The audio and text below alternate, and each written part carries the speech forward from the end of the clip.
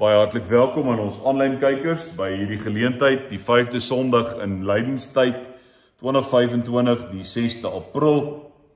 En is my gebed dat ons saam wees vanoggend tot eer van die Here sal wees, tot opbou van die Koninkryk van God, en dat dit vir elkeen van ons as gelowiges ook tot opbou sal wees in ons verhouding met die Here, en dat dit vir ons tot seën sal wees.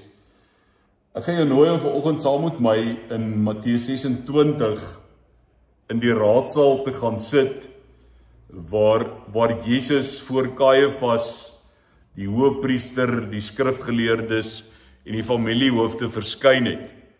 Nou, as ek reg is in die 83 vertaling van die Bybel, is die opskrif hier bokant vers 57 sê, Jesus verskyn voor die Joodse raad.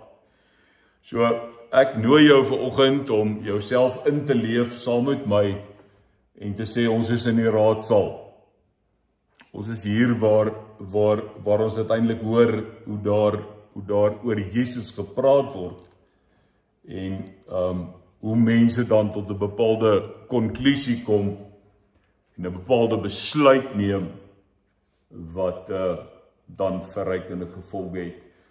So ek nooi jou om saam met my te lees Matteus 26 vanaf vers 57.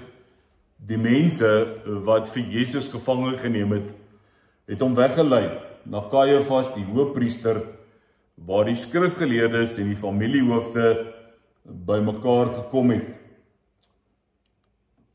58. Petrus het op 'n afstand agter hom aangegaan tot by die binnehof van die hoëpriester se woning.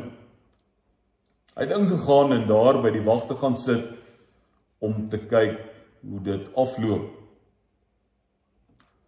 Die priesterhoofde en die Joodse raad het vals getuienis teen Jesus probeer kry sodat hulle hom kon doodmaak.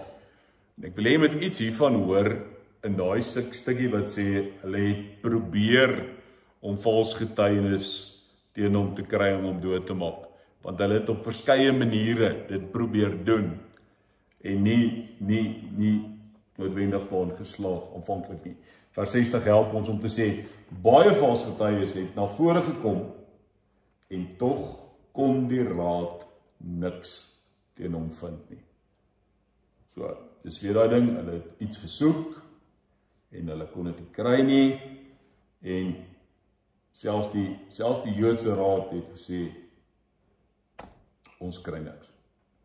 Dan eindelik het daar twee vorentoe gekom en gesê, nou weet ons mos wat hulle sê, hierdie man het gesê ek kan die tempel van God afbreek en in 3 dae weer opbou. Toe staan die hoëpriester op en sê vir hom, verweer jy jou glad nie, wat van die getuienis wat hierdie mense teen jou inbring? Nou, normaalweg sou mense mos nou hulle self verdedig. As iemand jou van iets beskuldig, dan wil jy reageer, jy wil jou onskuld bewys.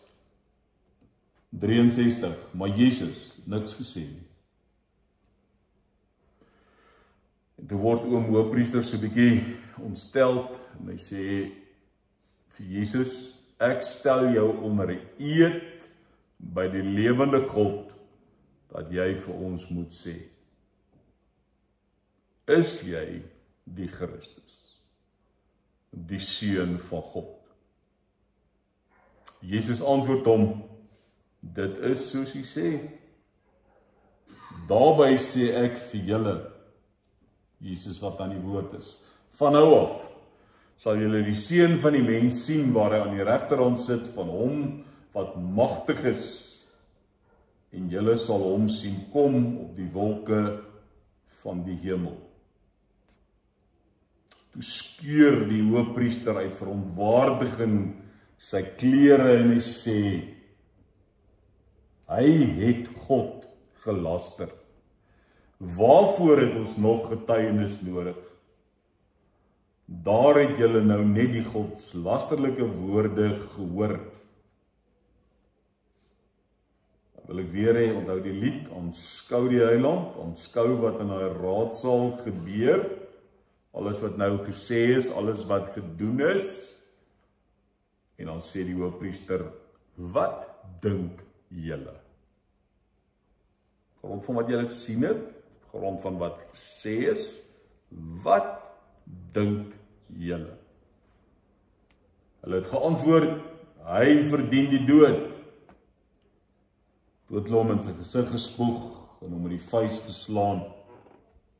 Hulle het hom geklap en gesê, jy is mos 'n profeet, Christus. Sê vir ons, wie het jou geslaan? Kom ons lees tot sover. Kom ons bid saam. Here, ons het sopas die woorde gehoor van wat in die raadsaal gebeur het voor die Joodse raad.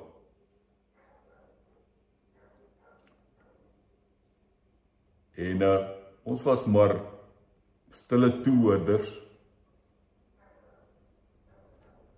Ons het die argumente gehoor. Ons het die beskuldigings gehoor.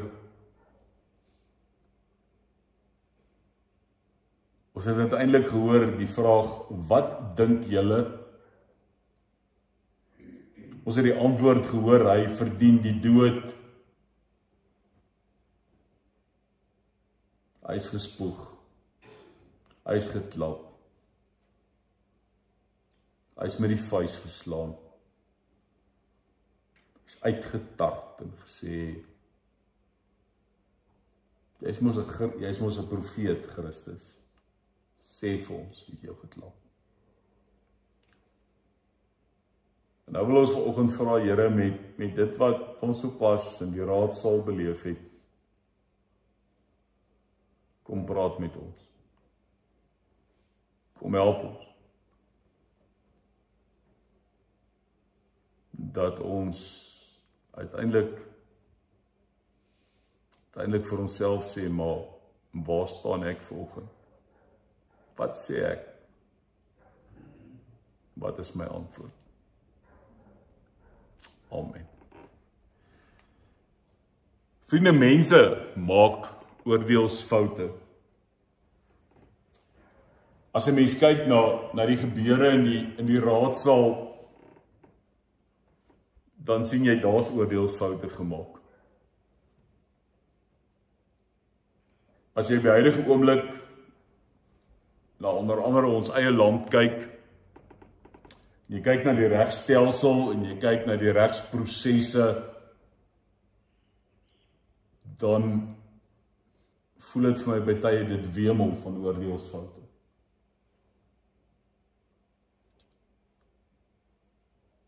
So wat maak ons?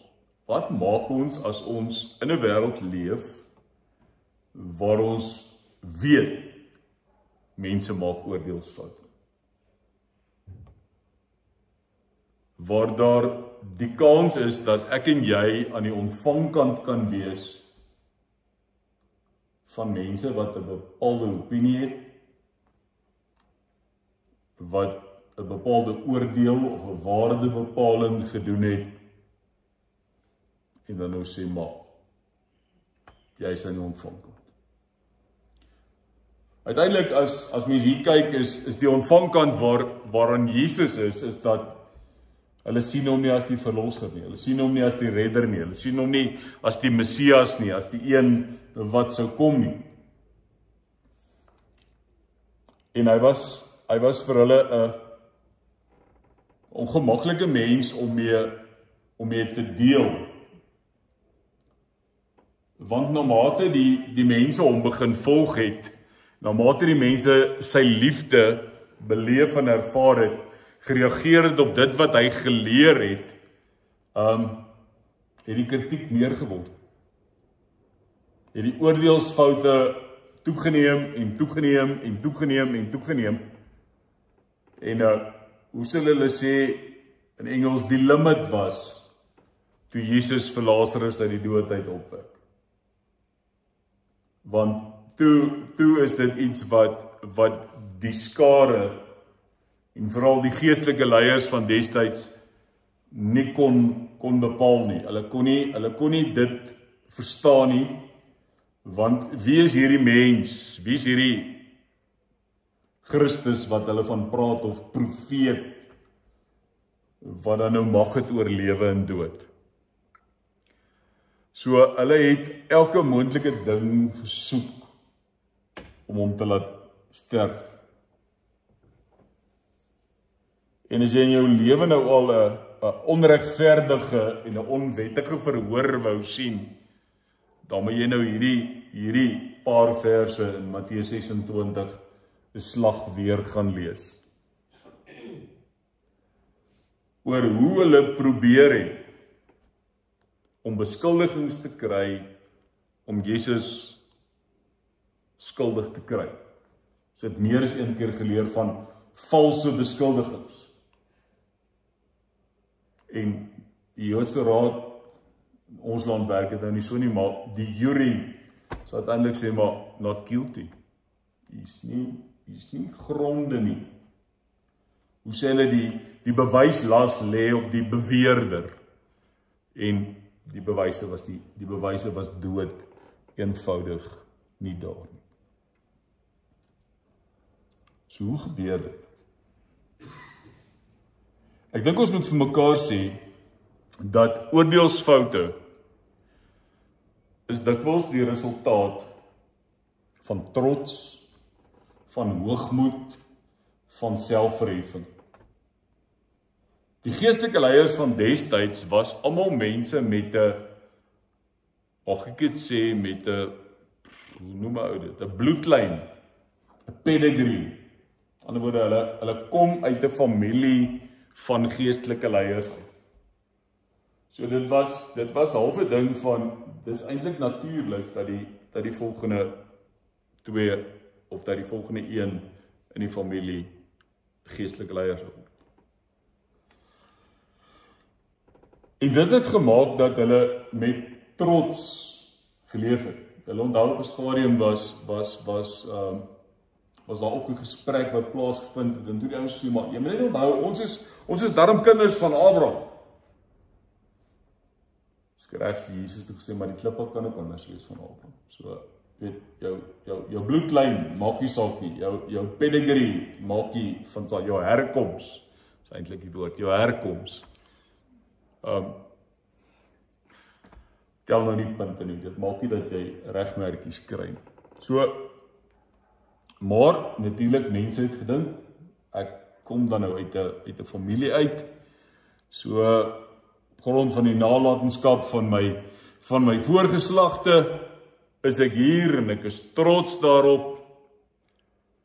En wat is die volgende ding wat trots opvolg?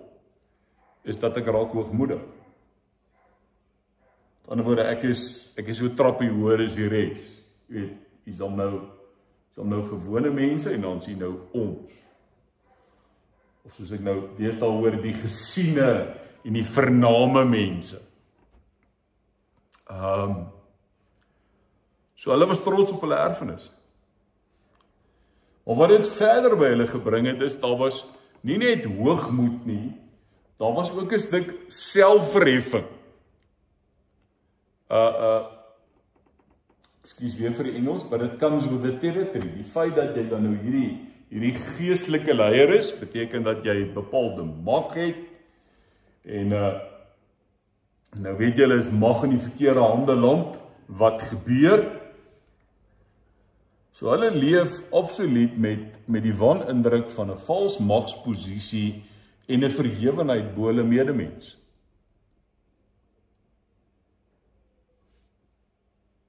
En wat was hulle grootste oordeelsfout op grond van hulle trots en hulle hoogmoed en hulle selfverheffing? Hulle is by daai punt waar hulle sê, ons is reg. Jesus is verkeerd. Waar kom hy vandaan? Nou wil ek jy moet gou net mooi hoor. Vir gesonde trots is daar in enige mens se lewe plek. Jy mag trots wees op jou familie waaruit jy kom, jou voorgeslagte, jou mense. Uiteindelik wil ek sê dat dit baie keer te maak het dat van ons dalk in ons families seer gekry het. Dat daardie trots, daardie selftrots, en dan sê ek positief selftrots, dat dit op een of ander manier afgebreek is. En dat jy op 'n manier jou waardigheid verloor het, dat jy 'n gesonde selfbeeld mee sukkel. So, daar's niks meer fout om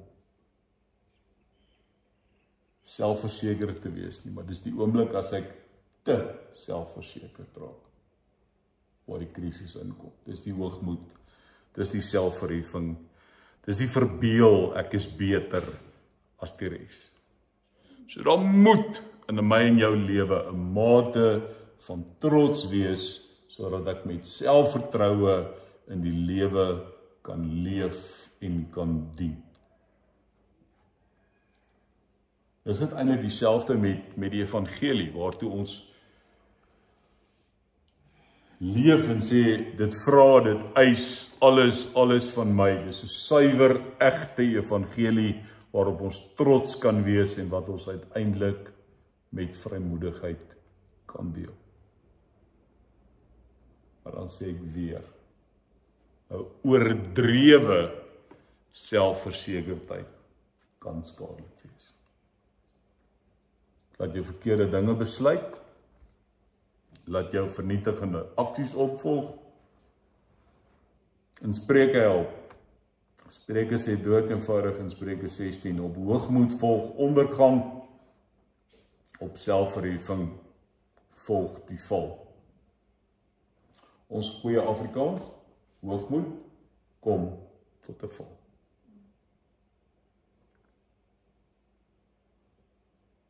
En die realiteit daarvan,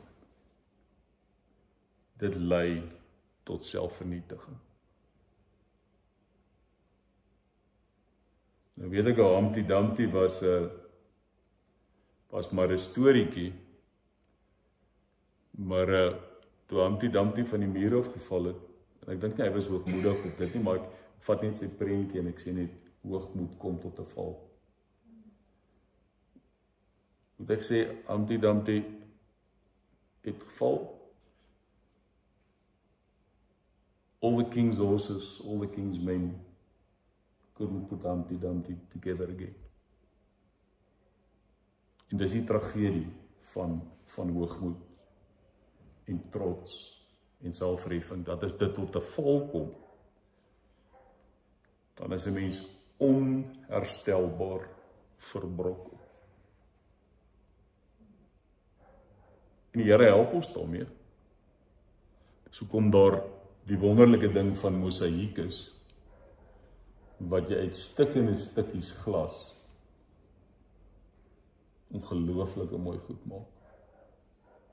En dis ek en jy. Ek en jy wat stikkend en gebreek is, omdat die Here het wat ons kom heel maak en kom sê, ek skep iets mooier. So mag dit ons help, dat ons daarmee deel. Ek dink as 'n mens na die geestelike leiers van destyds kyk, dan was daar tog by hulle 'n soeke na God. Hulle was opreg. Hulle wou, maar hulle verwagting was nie deur Jesus bevredig nie. En in hulle verwerping van God in die verwerping van Jesus het hulle God nooit werklik leer ken nie. So iewester moet ons vir mekaar ook sê dat ons selftrots, en nou is ons aan die verkeerde kant van selftrots,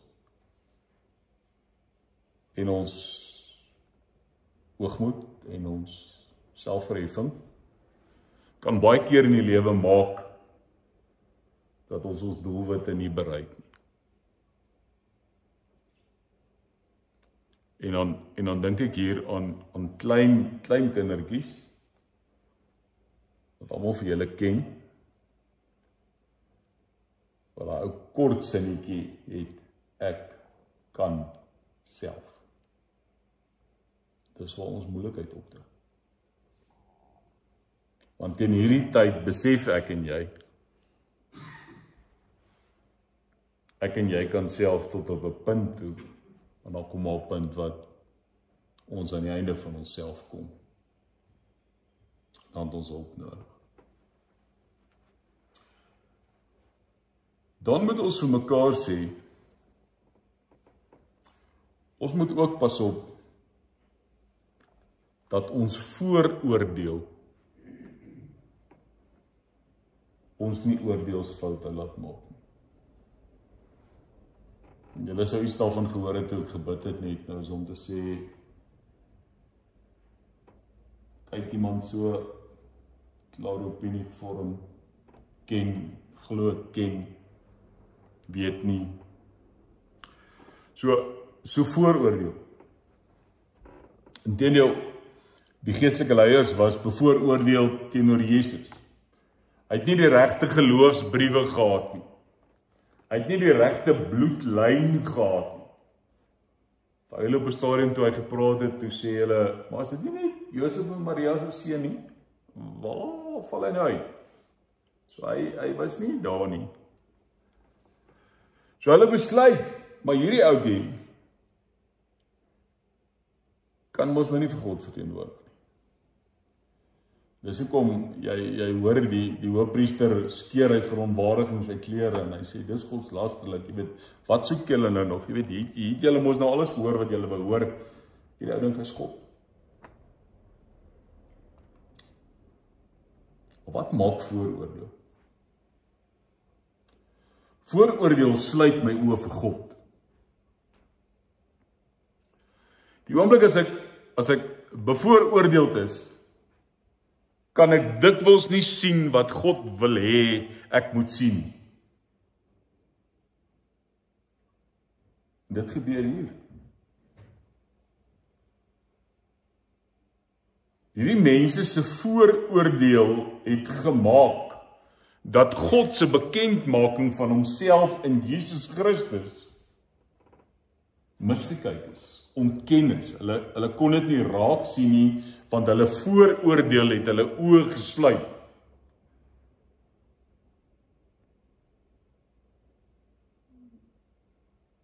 Waar sien ons dit nog? Hulle het nie daarvan gehou dat hy met sekere mense assosieer nie. Hulle het nie daarvan gehou dat hy saam met mense eet nie, hulle noem hom 'n vraat en 'n wynsuiper. Hulle sê net, wow, hier kom die pedigree alweer in. Hier kom die hoogmoed en die trots alweer in. Ek kan nie, hoe sit ons nou saam met hierdie ouens aan dieselfde tafel? So die geestelike leiers wou nie geassosieer word met die mense wat Jesus bereid was om homself mee te assosieer nie. En wat het hy gedoen as hy dit gedoen het? Hy het uiteindelik vir mense die liefde van God gegee. So wat maak hierdie mense? Hulle besluit wie mag, wil ek sê, liefgehê word en wie nie. Met wie word God se liefde gedeel en wie nie. So deur hulle vooroordeel beperk hulle dat God se liefde by mense uitkom wat dit nodig het. Die gemarginaliseerdes wat dit juis nodig het.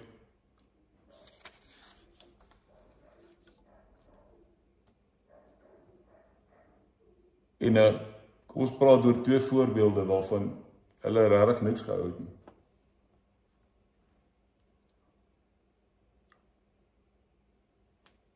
Die klein mannetjie. Liewe ou Saggeus. Hy werk vir SARS.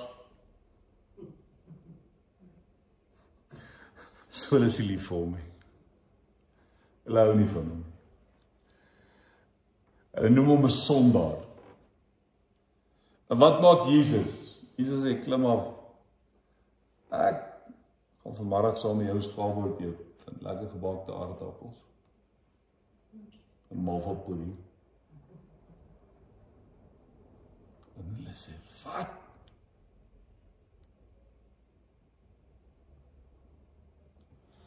Dan een wat ek dink nog seerder maak, is wanneer hy vir hulle vertel van die barmhartige Samaritaan. Want onthou, hulle en die Samaritane het met mekaar oor die weg gekom.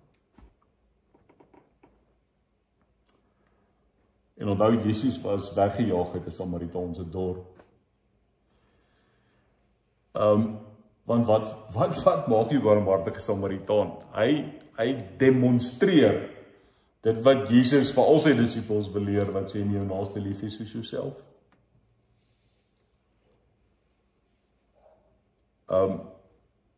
Hulle het net nie omgang gehad met die Samaritane nie, of hulle nou nice mense was, of hulle mooi hulle self gedra het. So wat maak hulle?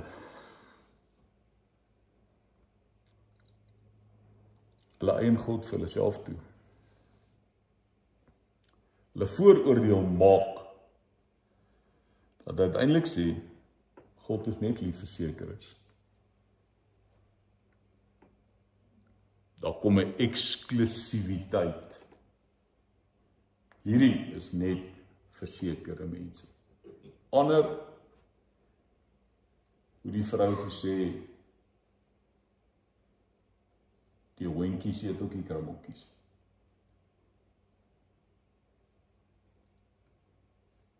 So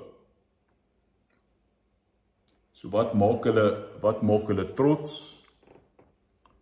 Wat maak hulle hoogmoed? Wat maak hulle vooroordeel? Daar kom 'n samesweer. Ek sê weer, dit was so 'n bietjie geaktiveer met die opwekking van Lazarus.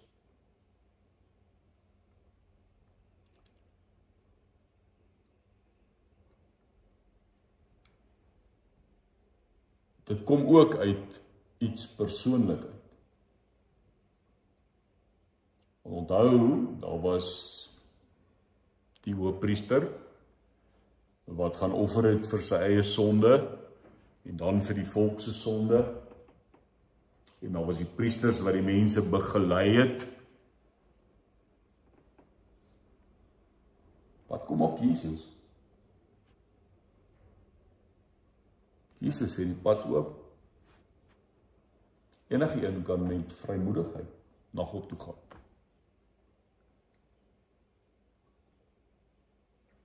So dit wat hulle mag gegee het, dit wat hulle 'n verwronge selfwaarde gegee het, word vernietig.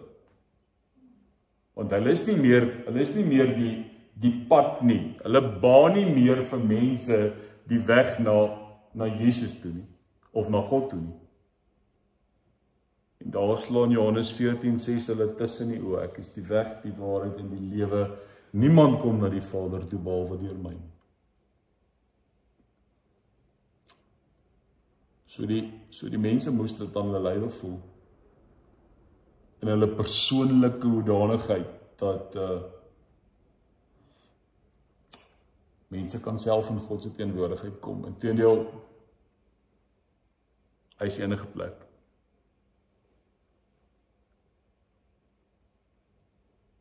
En dis hoekom hulle uiteindelik kwaad is, as hy die tempel reinig. As hy sê, maar dis die huis van gebed. Want verstaan net wat het hulle daar ook gedoen. Dis die einde van hulle wins. Want hulle kon nie meer geld ruil by die tempel nie, waarop hulle die mense belas het. So jy gee my R5 en ek gee jou R4 terug, of min stukkies. En die ander ding is met die verkoop van die offerdiere, het die mense uitgebuit.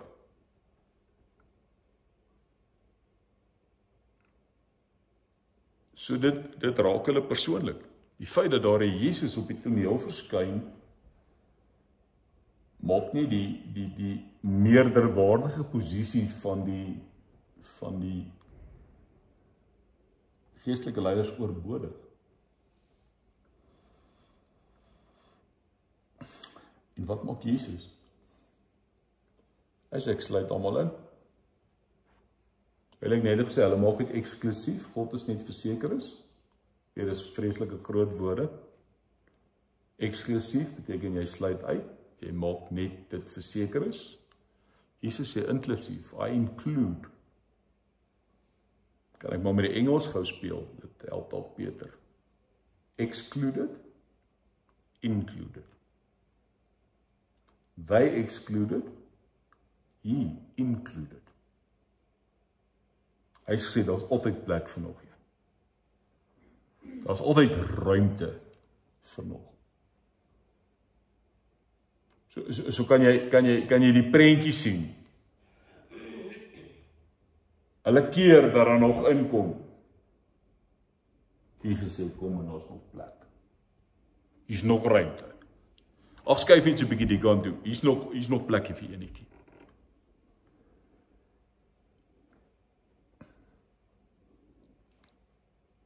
Slegs mense van hulle soort het gepas onder die sambreel.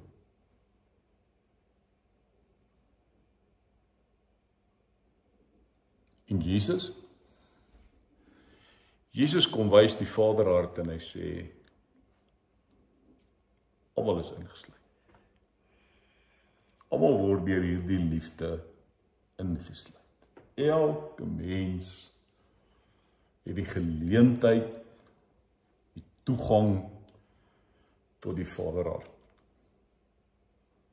Of hy of sy dit gebruik of nie, dis nie die punt nie, die feit is net, elke mens het die geleentheid van toegang tot God.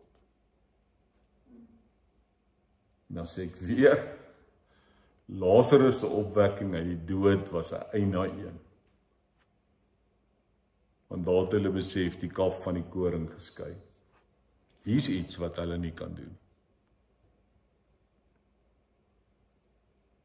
Dit beklemtoon onmag. Hulle het nie beheer oor hulle eie lewens nie, hulle het nie beheer oor ander mense se lewens nie. Hulle het nie die gesag om direk namens God op te tree.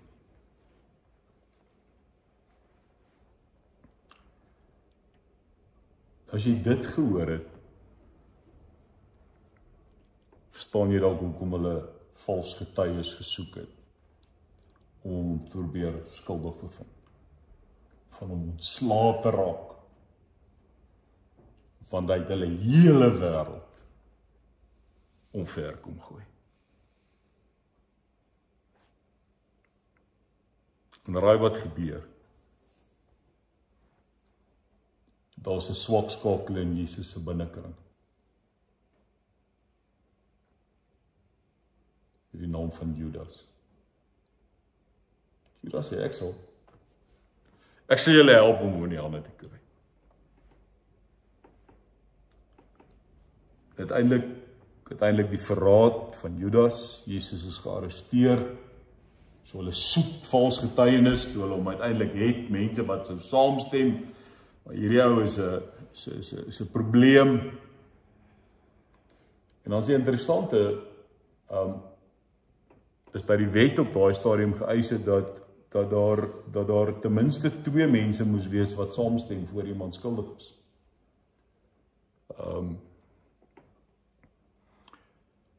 So hulle moes daarvoor ook, wil ek sê, konkel. En dan lees ons, daar kom ons toe nou uiteindelik die 2 wat gekom het en gesê, ons het gehoor dat hierdie man sê hy gaan die tempel af vir die 3 dae opbou.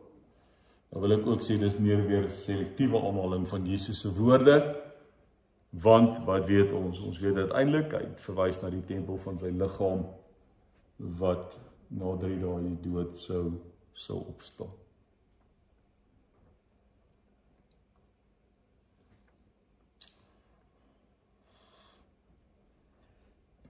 Die belangrike in hierdie tyd En ons sien dit ook in die ondervraging en die styl waarmee hulle met Jesus werk. En dit is nogal sterk woorde as 'n mens hoor wat die hoofpriester vir Jesus sê daaroor. Daar's konfrontasie in die verhoor. Inteendeel, ek wil dalk gou daai kom en dit net vir julle weer lees, net laat ons by die prentjie kom. Daar's hy. By vers 63, die hoofpriester sê toe vir hom, hoor die konfrontasie, hoor die konfronterende styl. Ek stel jou onder 'n eed by die lewende God, dat jy vir ons moet sê, is jy die Christus, die Seun van God?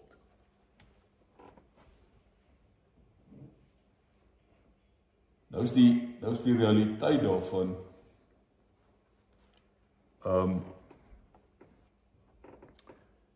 Jesus antwoord nie. Jesus reageer nie self nie. Wat maak Jesus?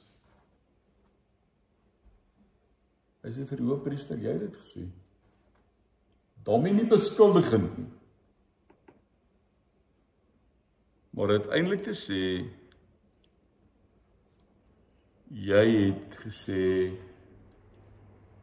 dis ek.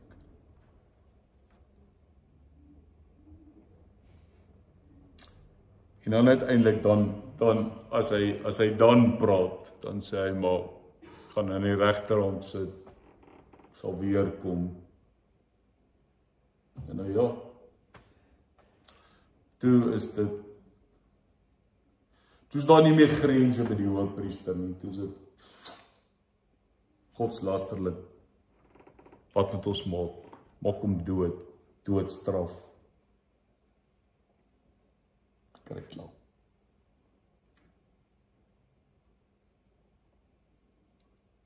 Uiteindelik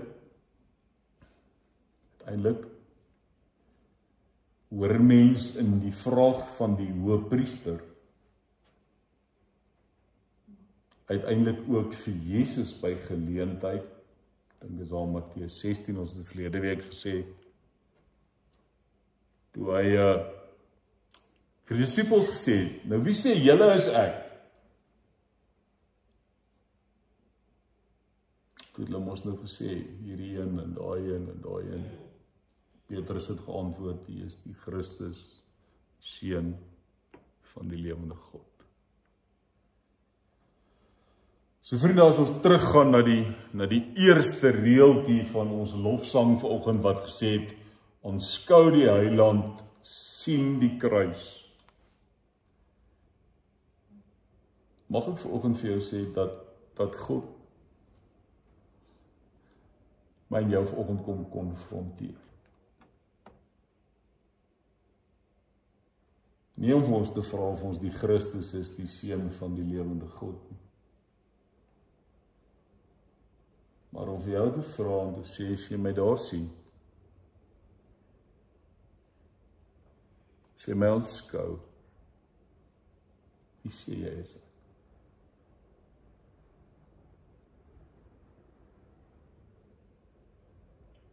En die vraag, wat antwoord ons? Ek sê weer, as die hoofpriester nou alles kwyt geraak en ons sê, en wat sê julle? So ek wil ons veel sê, wat sê jy? Wie daar gaan? Wie is die Jesus wat daar gaan met vir jou?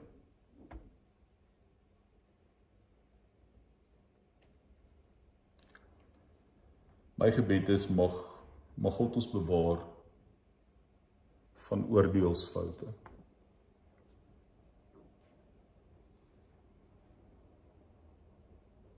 Want, gaan lees maar in Korintiërs.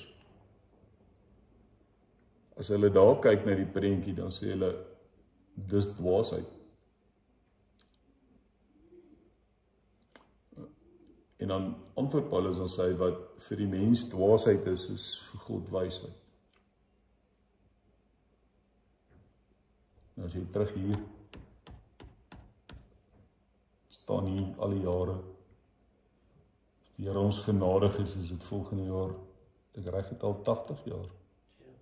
80 jaar. Ons verkondig Jesus Christus en hom as hy gekruisig. En ek glo Paulus sou by geskryf het en opgestaan die Here Jesus Christus. Want hy leef. So dis my pleidooi by jou vanoggend is. Sê jy kruis sien en jy hoor wat deur hierdie mense se koppe gegaan het toe hulle hom ondervra het. Wat sê jy? Soos hy self gesê het, wie sê julle is ek? Kom ek gee jou tyd, dan dink jy so 'n bietjie meer opstel.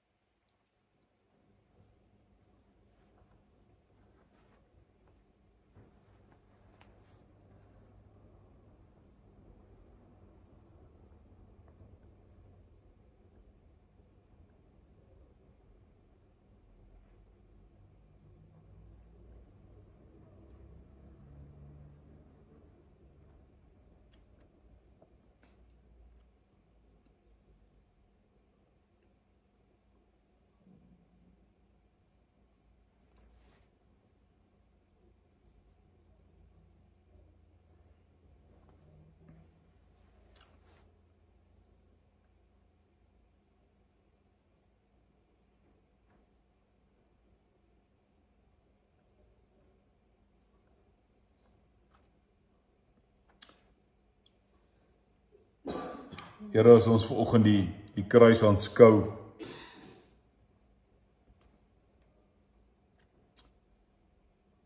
dan moet ons onsself die vraag afvra, sien ons die Heiland, sien ons die Christus, sien ons die Verlosser, sien ons die Seun van God.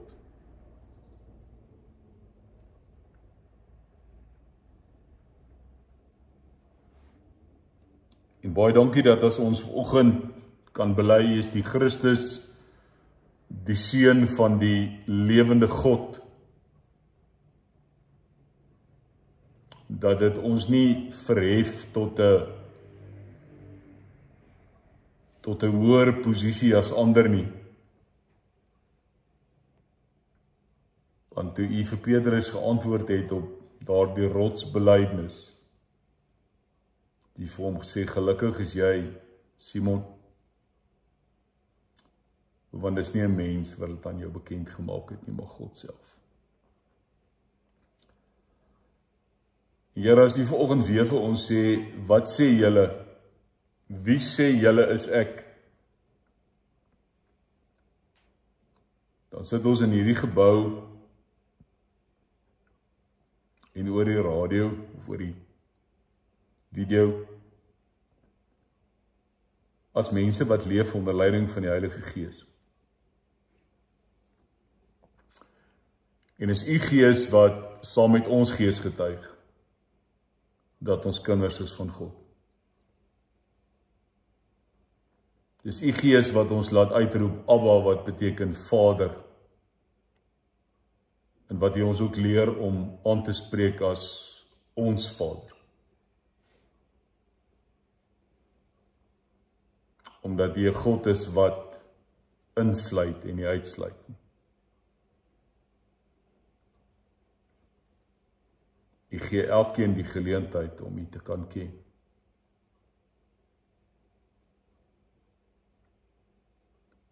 Maar dan kan trots en hoogmoed en selfverheffing en bevooroordeling en sameswering lei dat ons oordeelsfoute maak, verkeerde keuses maak. Dankie dat ons U mag volg. Dankie dat ons kruis mag opneem en agter U aanstap. Party dae gespot, party dae gehaat,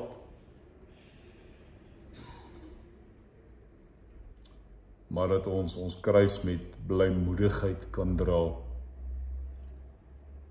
want ons volg in die spore van Hom, wat het voor ons uitgedra.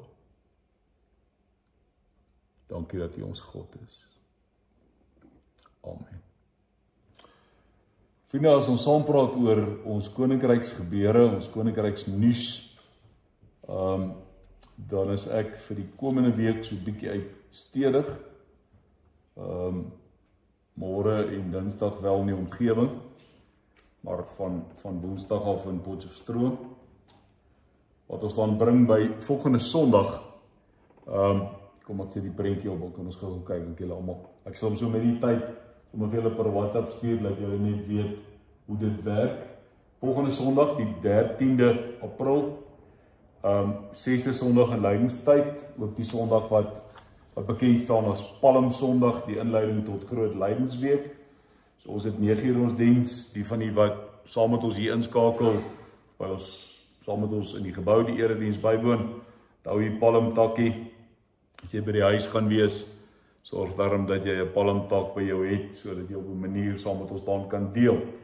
Dan donderdag die 17de is ons by die huis vir bejaardes, voordat die lang naweek, die Paasnaweek aanbreek, is ons daar vir nagmaal by die huis die 17de, dan die 18de April, Goeie Vrydag, die oggend 9 uur, diens in die kerkgebou, Vrydag, by ons nagmaal, en dan die 20ste April is dit Paasfees, nagmaal 9 uur diens.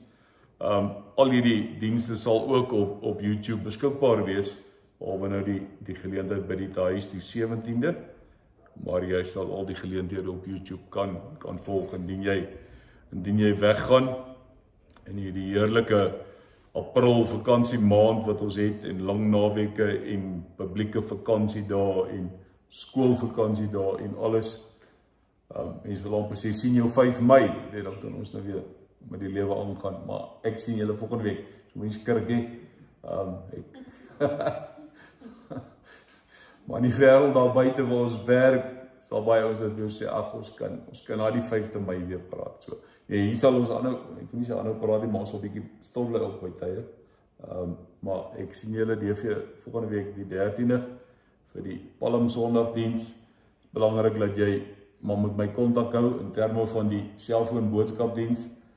Op hierdie stadium wil ek toch sê, my foon is so gestel, wat ek met vakansie is, dat as jy vir my boodskap stuur, dan antwoord hy jou, en hy sê vir jou, dankie dat jy my gekontak het, maar ek is bietjie met vakansie. Julle weet mos nou nie meer, dat die feit dat ek met vakansie is, beteken nie dat ek nie Sondag preek nie, so, is business as usual. Ek rus deur die week, maar bietjie rustiger preek is ander kere, so, ek is hier en saam met julle. So goed, ek herinner maar net, 083-654-0806. Groet aan ons aanlyn kykers, mooi dag verder, ons praat DV volgende Sondag.